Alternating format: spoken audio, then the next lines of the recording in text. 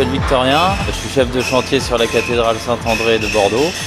Je travaille pour l'entreprise Bouche et Couverture située à Cognac. Alors sur ce chantier, on va procéder à l'intégralité de la dépose du versant. On va retirer toutes les ardoises, on va retirer les voliges qui vont être abîmées, en reposer des nouvelles, conserver le maximum de l'ancien dans un bon état bien évidemment. Puis ensuite nous allons procéder à un traçage sur volige qui nous permettra de poser nos nouvelles ardoises qui proviennent d'Espagne. Elles proviennent d'Espagne parce qu'en France malheureusement on n'en produit plus. Une ardoise a un chef de tête. Il y aura toujours une partie plus fine et une partie plus épaisse. Alors la partie la plus fine on va la mettre en tête. Et la partie la plus épaisse de l'ardoise on la mettra sur la partie visible. Pour la pose, ce qu'on peut réaliser aussi, c'est un épaulement des ardoises pour gagner en épaisseur pour celle qui viendra au-dessus. Et après, avec l'enclume et notre marteau d'ardoisier, on va pré-percer l'ardoise sur les côtés où on insérera nos clous sur la suite sur nos voliges.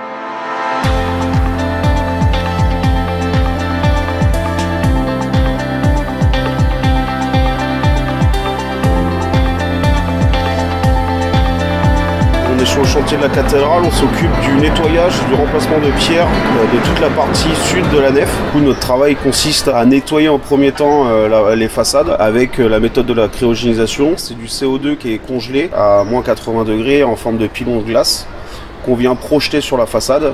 Au contact de l'air, elle reprend un état gazeux, elle vient fragiliser la couche de pollution qui est sur la pierre. Et avec le sable, on va venir gratter, faire la finition et enlever tout ce qui peut partir. Une fois que cette première étape finie, on attaque la deuxième partie, donc deuxième diagnostic de la façade, de toute la partie pierre, savoir tout ce qui est pierre beaucoup trop usé, donc on va les remplacer. Donc en fait, on va venir faire ce qu'on appelle un relevé, donc reprendre les cotations de la pierre exactes, qu'on va venir retranscrire sur une planche en bois, ce qu'on appelle une épure, pour avoir le dessin à l'échelle 1. Et après on fait une commande de pierre en bloc capable, on va venir tailler au pied de la cathédrale pour pouvoir après ensuite les reposer sur place. Donc après il y a un travail de maquillage de la pierre pour se fondre dans la masse. Après on a une grande campagne de joint et remettre tout à neuf la cathédrale et lui redonner une seconde vie.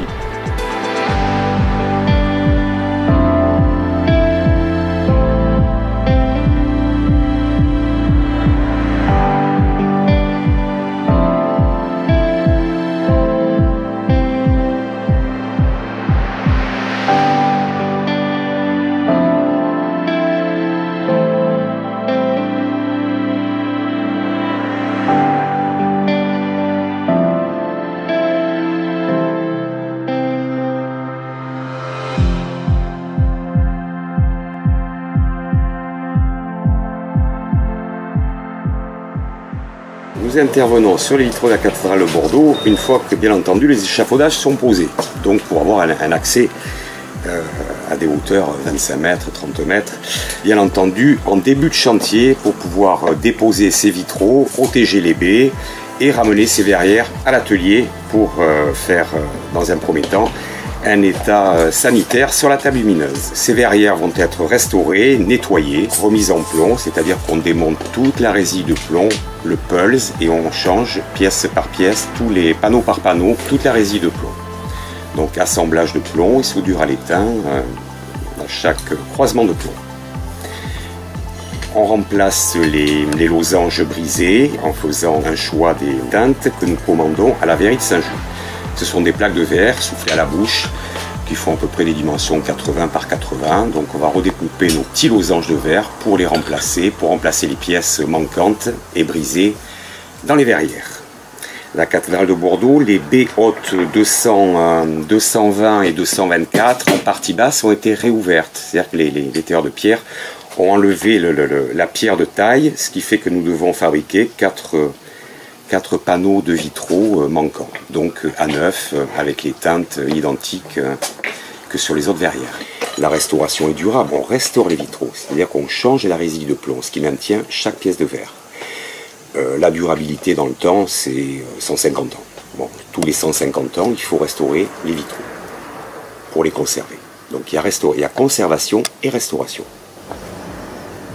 Alors par ce geste de restauration, on repart pour 150 ans de durabilité dans le temps. Et on inscrit notre métier dans l'histoire de ce monument historique.